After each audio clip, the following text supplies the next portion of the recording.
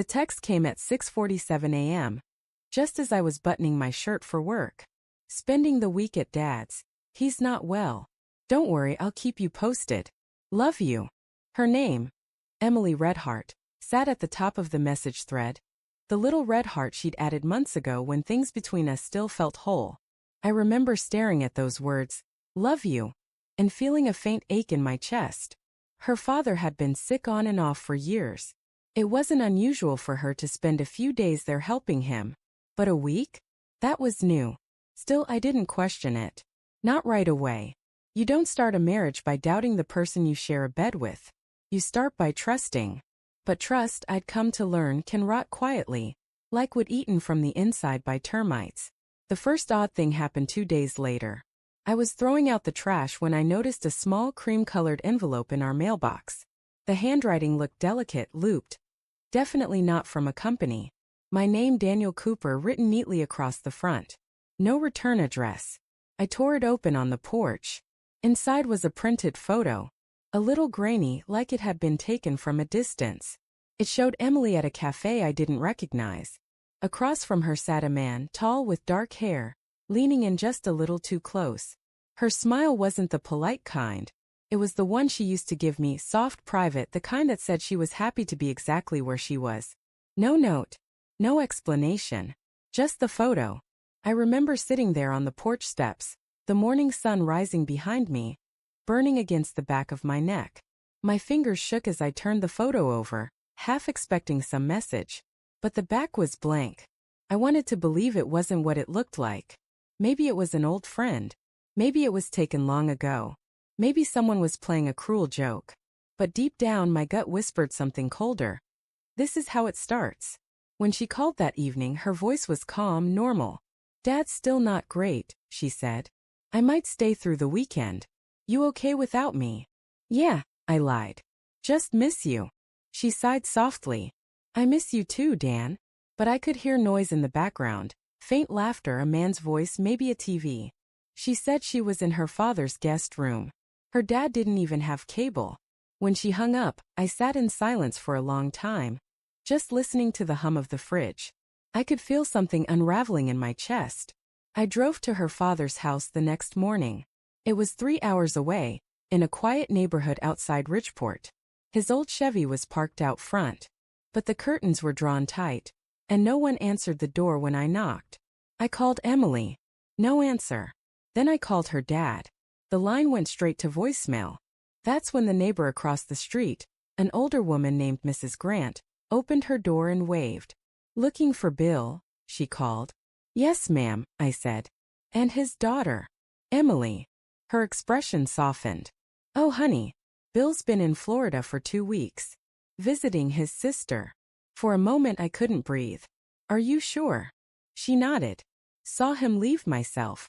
Emily hasn't been here. The world tilted. I thanked her, somehow keeping my voice steady. But inside something cracked open. That night I didn't sleep. I sat in the dark living room, the photo in one hand, her text in the other, comparing them like evidence in some twisted case. She lied. Flat out lied. But why? And who was the man? 3 days later the mailman came again. Another envelope. Same cream paper. Same handwriting. Inside another photo. This time Emily was standing outside a lakeside cabin, her hand intertwined with the same man's.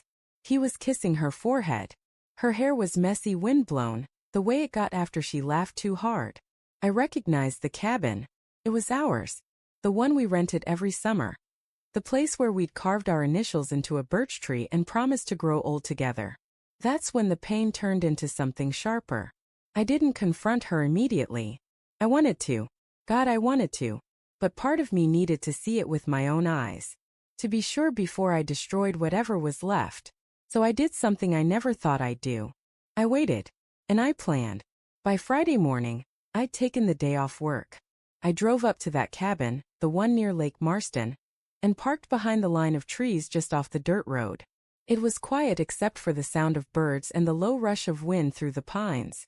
At around noon, a silver SUV pulled into the driveway. Emily stepped out first, wearing the red sweater I'd bought her for Christmas. Then he got out, the man from the photos. He carried a small duffel bag and put his arm around her waist like he'd done it 100 times. I sat there gripping the steering wheel so hard my knuckles went white. She looked happy. Effortlessly, cruelly happy. They disappeared inside. I didn't storm in. Didn't scream. Didn't make a scene. Instead I drove back home. And I thought. For hours. The next morning I made a trip to the post office. Bought a large envelope. Printed out all the photos, including a few more I found by scrolling through her hidden iCloud folder. She'd left her old iPad synced to our account. There were pictures of her and him, Ryan, as I discovered from a saved contact, on trips she'd claimed were girls' weekends. Paris, Denver, the lake. Then I added one more thing to the envelope, a copy of our joint bank statement showing the $3,200 transfer to a R. Mitchell. At the bottom, I wrote one sentence in blue ink. I hope he's worth what you threw away. I sealed it, addressed it to her office, and waited. It arrived on Tuesday. I know because she called at 1:14 p.m., voice shaking, breathless. Dan, what is this? Why would you? I didn't let her finish. I wanted you to see it all in one place, I said. The lies, the money, the man. It's easier to understand betrayal when it's printed on paper. She started crying. Please, I can explain. No, I said quietly. You already did. Every time you lied. Every time you left. Silence. Then a whisper. I didn't mean to hurt you. You just didn't care enough not to. I hung up. That night, I came home to find the house emptier than usual. Her things were gone, most of them at least. The space where her perfume used to linger smelled like nothing. For the first time in months, the quiet didn't feel heavy. It felt honest. 2 weeks later, I got another letter. Same cream envelope. Same handwriting. I hesitated before opening it. Inside was a single photo, not of Emily, not of Ryan. It was of me, sitting on the porch that first morning, holding the very first photo I'd received. And beneath it, written in neat cursive, she's not the only one who deserved to know the truth. No signature. No explanation. Just the unsettling reminder that somewhere out there, someone had watched it all unfold. My pain, my disbelief, my revenge, and decided to make me part of their story too. I keep that photo in my desk drawer now. Not as a trophy. Not as a scar. But as a reminder that betrayal doesn't always come from strangers, and revenge doesn't always bring peace. Sometimes it just ends a chapter that should have closed long before the mailman ever came.